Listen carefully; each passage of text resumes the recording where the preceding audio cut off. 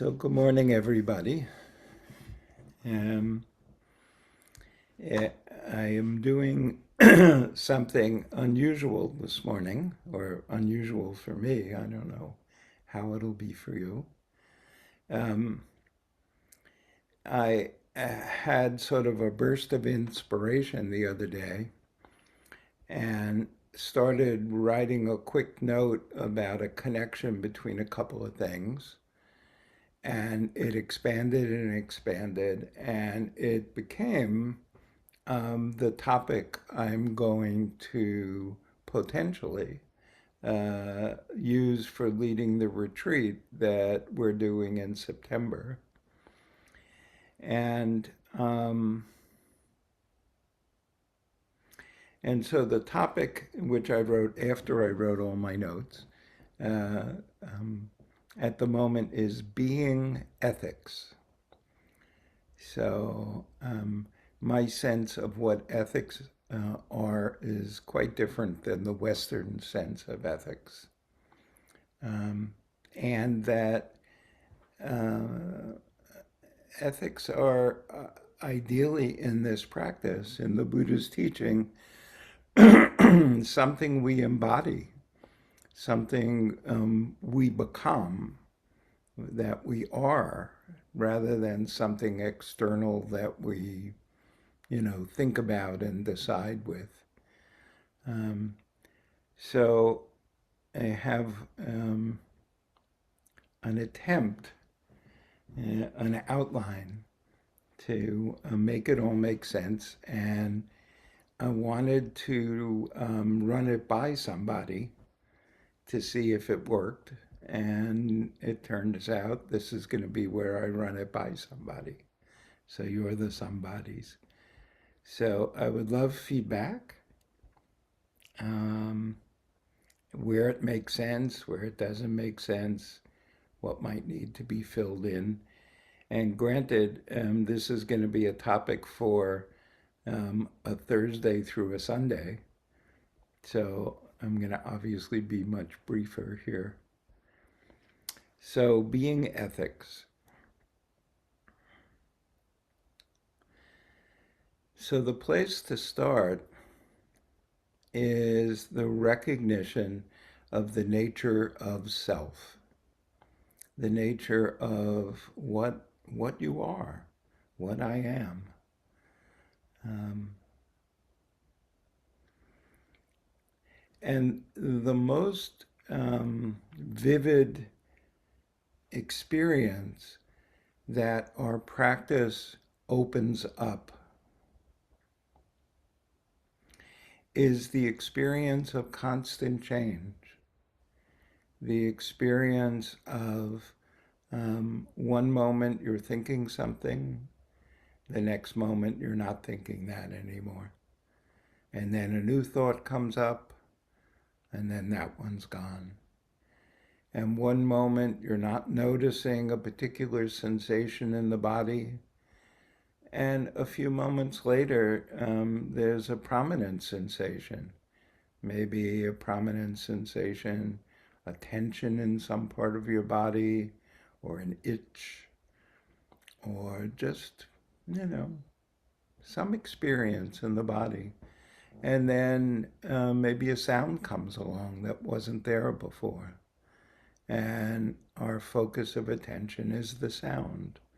And that experience of the body disappears. There's a constant flow and movement in the experience of the self. Some of the things that arise in the experience of the self are pleasant. Some of the things that arise in our experience are unpleasant. The pleasant experiences that arise, and we definitely are motivated to keep them around, sustain that, have them last longer, have them return. And the unpleasant experiences, we definitely want to get rid of them. We want to push them away. We want to be separated from them. We want them not to exist.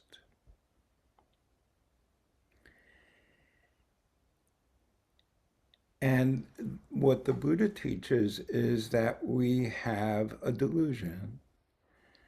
And the delusion that we experience is that the thoughts that come up, the body sensations that come up, the emotions that come up, our response to sounds and sights and so forth, all of those we identify as me, as the self. And the Buddha makes it quite clear that that's not true.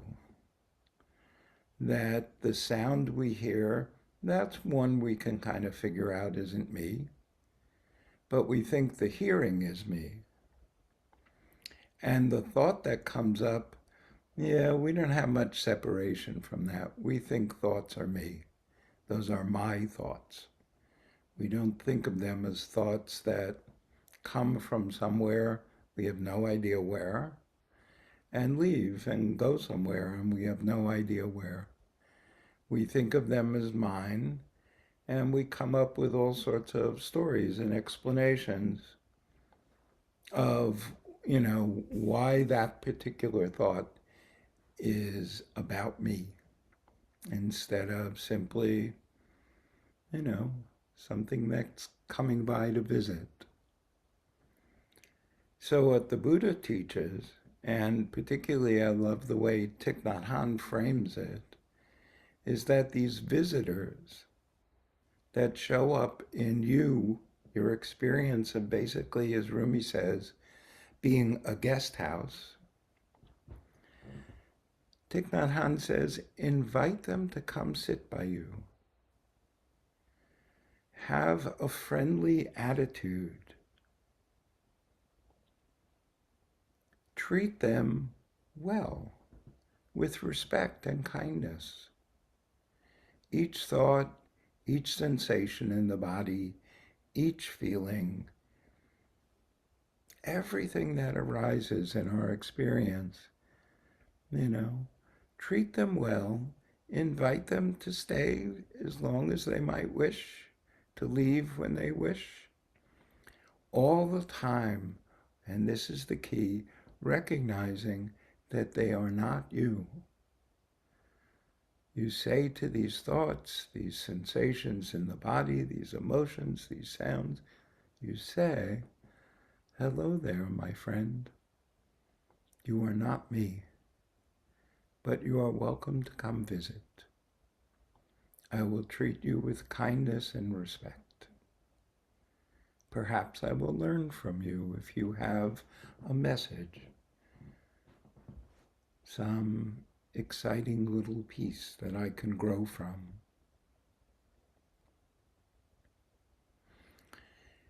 So the question then becomes, if all of these sensory experiences that arise, the thoughts and sensations in the body and emotions and sights and sounds, if all of those are not me, what is me? The Buddha's answer is your actions. This is what forms the experience of being me, is your actions. And actions take place in three ways. There are actions of doing things in the world, actions where, you pick something up, you move something, you create something, you destroy something. These are actions in the world.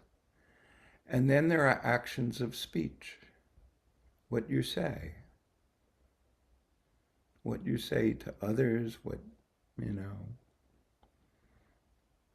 you say. These are actions. And the third venue for actions is what you think, the various thoughts. These are all the actions, and these are the actions that determine who you are. You are the sum of your actions. You are, in a sense, the effect of your actions.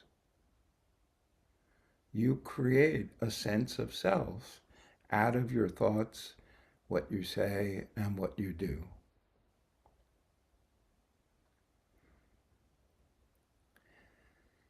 So, given that that's the case, um, the Buddha then suggests it's really absolutely essential, critical, um, that your actions be based in kindness. He uses the word wholesome and unwholesome. That wholesome actions are those actions that open the heart, that soften the body, that allow and support a sense of connection um, with others, with the world, with plants, with animals, with the water, with trees, with the sky.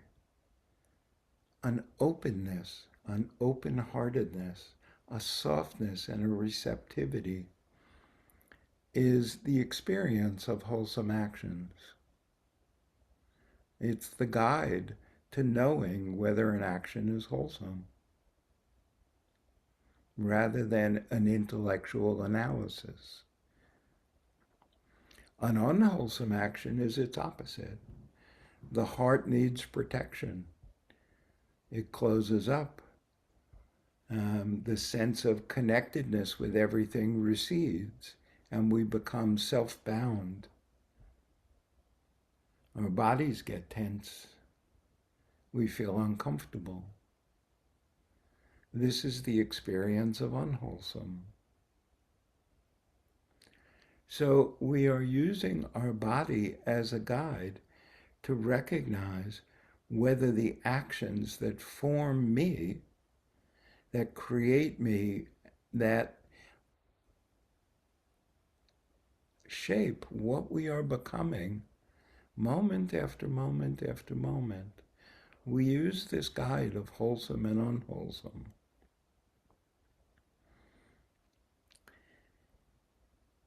And the Buddha gifted us with this concept of intention, that the intention behind all our actions is absolutely the foundation of what we become.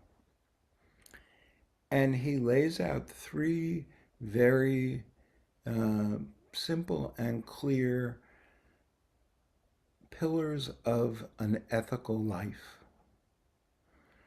And the first one is do no harm. Do no harm. If all of your actions are harmless, the way you act in the world, the way you speak, the way you think, are free from harm, you are an ethical being. And the second pillar is kindness. That all your actions in the world should be kind. Everything you say should be kind. Everything you think should be kind. And then the third one is restraint. And the restraint is extremely specific. When one of these experiences arises in awareness, a thought arises, a sound arises, an emotion arises, a sensation in the body arises, there is a natural impulse and energy that if it's pleasant, this arising experience, we want to keep it. We want to grasp it and hold it. And if it's unpleasant, we want to push it away and get rid of it. And what the Buddha is saying is when this occurs, to be mindful enough to know that this is occurring, to know that a pleasant phenomena has arisen and I'm grasping.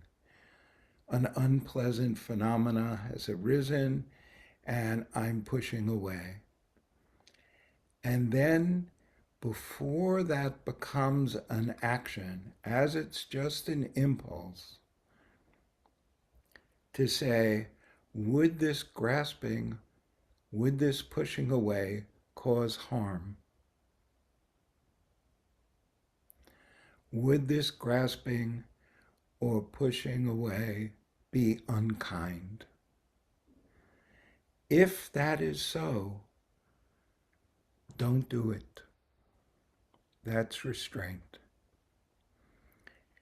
What we say is that in that moment, that the energy to hold on to what is pleasant arises, and we notice that that holding on would cause harm or be unkind, we withdraw consent. We say, no, I see you, impulse. I understand you, impulse. It makes complete sense that you want to grasp this pleasant experience, but doing so will cause harm. Doing so is unkind. I withdraw consent and I will restrain the action. If it's unpleasant and you want to push it away, and you notice that the pushing away is going to cause harm or be unkind, you withdraw consent and you say, no, I understand the pushing away of this unpleasant experience. I totally get it. But no, I am not going to cause harm. I am not going to be unkind. I withdraw consent. I will not let my actions be motivated by this unpleasant experience. I will withdraw consent and I will restrain this action. This is living ethics. The determinant of whether something is ethical or not ethical is you. Nobody else can tell you whether something is ethical or not ethical as clearly and vividly as your own body. But you have to train yourself. You have to train yourself through this whole process, because right at the top of this list that I've been going through is the recognition that these thoughts, these sensations in the body, these emotions, sights, sounds, smells, tastes, all of them are not me. All of them are either pleasant or unpleasant. All of them, it is tempting to grasp the pleasant and push away the unpleasant. And our task, our ultimate task, is to be kind, to do no harm, and to recognize the energy, to be mindful of the energy of wanting to grasp the pleasant and push away the unpleasant, to recognize that energy and check, will this grasping, will this pushing away cause harm? Will this grasping, will this pushing away be unkind? If that is the case, I will withdraw consent for this action to unfold. I will restrain this action, and it will not become who I am. And that's the key. It will not become who I am. by withdrawing consent of things that are unkind or harmful, I create who I am, wholesome, ethical. That's how I live my life. This is the practice the Buddha teaches. And the Buddha further says that by doing this, the mind and the heart and the body are clear to see things as they actually are. When we are unwholesome in our actions, our heart gets clouded, our mind gets clouded, our body gets clouded. And through all that cloud, we can't see clearly. And when we can't see clearly, how can we choose what kind of life we wish to live? We're moving around in a fog. And our ability to discern what direction we're heading gets very shaky. When we see clearly, when we see vividly what actually is, our decision making becomes based on that vivid seeing. Our decisions become much more effective. And when our intention is that all our decisions and the actions that arise from our decisions do not cause harm and are kind, what a wonderful life. Walking through life free from regret, free from remorse, fully able to take in all that is. This is living ethics. This is being ethics.